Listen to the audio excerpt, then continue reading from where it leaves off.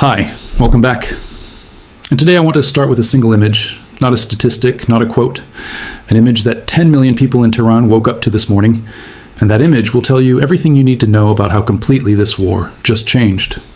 When the sun came up over Tehran on Sunday, March the 8th, day 9 of this war, the people of Iran's capital could not see it. Not because of clouds, because of smoke. Thick, toxic black smoke covering the entire sky over a city of 10 million people. And then something happened that no one in Tehran had ever experienced in their lives. It started raining. Black rain, oil-soaked black droplets falling from the sky onto streets, onto cars, onto children's clothes, onto people's faces. Toxic black rain, the direct result of US and Israeli jets bombing Tehran's oil storage depots and refining facilities for the very first time in this 9-day war. An Iranian political commentator watching from his window posted online, "I have never seen something like this. These are streets on fire. They are destroying a city in ways we have not witnessed before." An Iranian academic called it apocalyptic, and he was not exaggerating. Videos verified by multiple international journalists showed burning oil flowing down Tehran's streets, running through gutters and channels that line almost every road in the city, turning entire neighborhoods into rivers of fire. Iran's oil infrastructure has never been touched in this war. Until Saturday night. And the moment those bombs hit Tehran's oil depots, the moment burning oil ran through the streets of a city of 10 million, this war crossed a line that cannot be uncrossed. Every scenario that analysts had been calling unlikely just became possible. And in the next 20 minutes, we are going to show you exactly what those scenarios look like.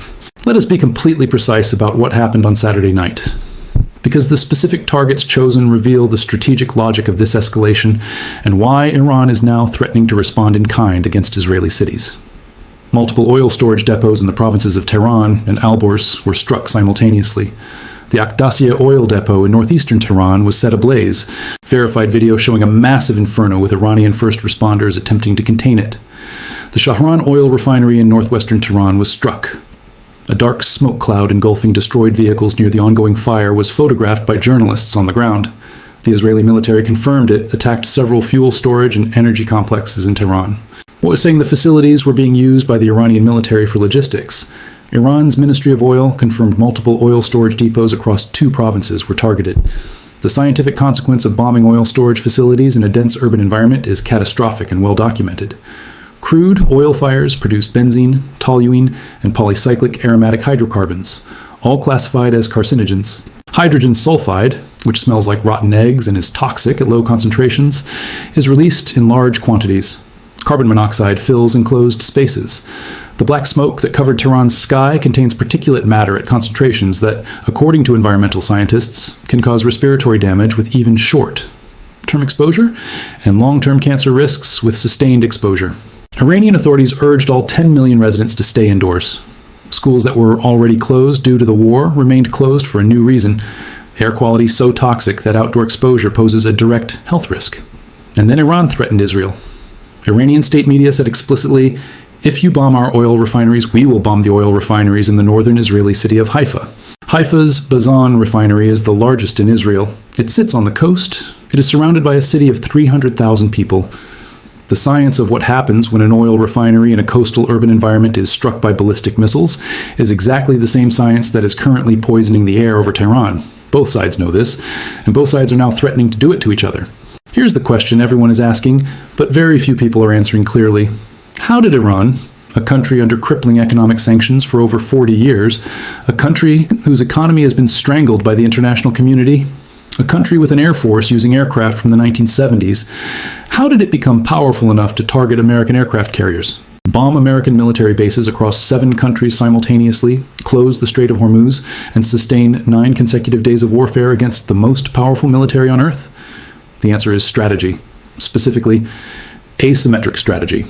Iran made a deliberate decision decades ago that it could never match American conventional military power, so it chose not to try.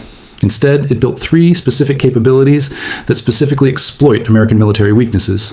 First, drones and missiles at scale. Iran's Shahed drone costs between $20,000 and $50,000 to produce. America's SM-6 interceptor costs $4 to $5 million per shot. Iran produces thousands of Shaheds monthly. America produces 6 to 7 SM-6 interceptors monthly. The math is devastating. Iran can drain America's defensive magazine faster than America can refill it. After 9 days of war, Secretary of State Rubio confirmed America is running low on interceptors. The IRGC engineer who designed this cost ratio did not need a billion-dollar budget. He needed a calculator. Second, proxy network. Iran spent 40 years and tens of billions of dollars building Hezbollah in Lebanon. The Houthis in Yemen, Shia militias in Iraq, Hamas in Gaza, and allied forces in Syria. Every one of these groups is now activated. Every one of them is an additional front that America must manage. Hezbollah alone has more precision missiles than most European armies. Iran never needed to fire those missiles itself. It just needed them to exist, pointed in the right direction. Third, geographic position. The Strait of Hormuz, 21 miles wide, 1/5 of world oil. Iran's navy sits on its northern shore. No amount of American bombing can move that geography. Iran's most powerful weapon is not a missile. It is a map. Let us be completely honest about who is now involved in this war. Because the list has grown significantly beyond what most viewers realize, and the direction it is moving tells you exactly where this goes next. Already fully active in the war. The United States, 50,000 troops, 200-plus fighter jets, B-52 and B-2 bombers, carrier strike groups, submarine operations. Israel, F-35I jets, ground forces on Lebanese border, daily strikes on Iran, Lebanon, and Syria. Iran, 19-plus waves of missiles and drones, IRGC naval operations, Strait of Hormuz effectively closed. Hezbollah, fully reactivated in Lebanon, 394 Lebanese killed in the first week. Israeli ground forces now in southern Lebanon. Houthi movement in Yemen, Red Sea attacks resumed, threatening global shipping through Bab al-Mandab. Iraqi Shia militias attacking American bases inside Iraq.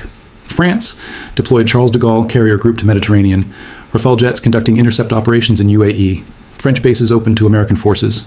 United Kingdom, RAF F-35Bs shooting down Iranian drones. Type 45 destroyer, HMS Dragon in Cyprus. Diego Garcia base authorized for American offensive operations. Greece, 2 frigates and 4 F-16 jets deployed to Cyprus. Now being pressured to join NATO as a bloc. Secretary General Ruda preparing Article 5 framework after Iranian missile entered Turkish airspace. Canada, Prime Minister Carney said he cannot categorically rule out participation. Azerbaijan accused Iran of drone strike, summoned Iranian ambassador, reserved right to retaliate. Refusing to join, Spain evicted American aircraft from its bases.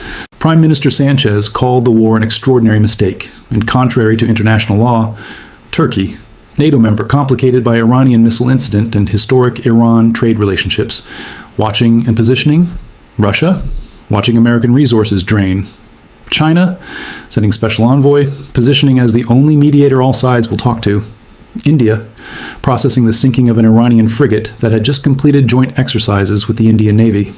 There is one dimension of this war's escalation that almost nobody is talking about, and it may be the most consequential of all for the 50 million civilians living in Gulf states. Water. On Saturday, Iranian Foreign Minister Araghchi confirmed that a U.S. airstrike damaged a freshwater desalination plant on Iran's Keshem Island in the Persian Gulf, calling it a precedent that set a new line in this conflict. The Gulf states depend on desalinated seawater for the vast majority of their drinking water. The Persian Gulf has almost no natural freshwater. Desalination plants are not military infrastructure. They are the mechanism by which millions of civilians access safe drinking water every single day. Iran immediately understood the precedent. On Sunday, March 8th, day 9, an Iranian drone attack struck a water desalination plant in Bahrain, causing material damage confirmed by Bahrain's Ministry of Interior. A country that hosted American military forces woke up to find its primary source of drinking water under attack. Think about what this means scientifically and practically. The Gulf region sits in one of the most water-scarce environments on Earth. Average annual rainfall across the Arabian Peninsula is less than 100 millimeters. Underground aquifer reserves are being depleted at rates that scientists say are unsustainable within decades. Desalination is not a convenience. It is the infrastructure on which life itself in these countries depends. Qatar, Kuwait, Bahrain, and the UAE each depend on desalination for between 70 and 100% of their freshwater supply. Both sides have now crossed the line into attacking water infrastructure. Both sides have now bombed oil infrastructure. Both sides have now targeted civilian industrial facilities that have nothing to do with military operations. The scientists who study conflict escalation have a name for what happens next. They call it the infrastructure war spiral. And once it starts, history shows it almost never stops before both sides have systematically dismantled each other's civilian life support systems. Let us use what we know, the verified military data, the economic numbers, the weapon stockpile figures, the scientific escalation models, to map out 3 realistic futures for this war. Because the next 2 weeks will determine which one we actually live through. Scenario 1, controlled degradation. Timeline, 2 to 3 more weeks. Iran's ballistic missile stockpile is estimated at approximately 1,000 remaining after 9 days of strikes. NDTV and multiple defense analysts confirm this figure.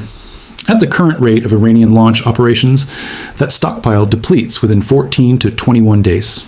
Without ballistic missiles, Iran's ability to threaten American carrier groups and major military bases degrades dramatically.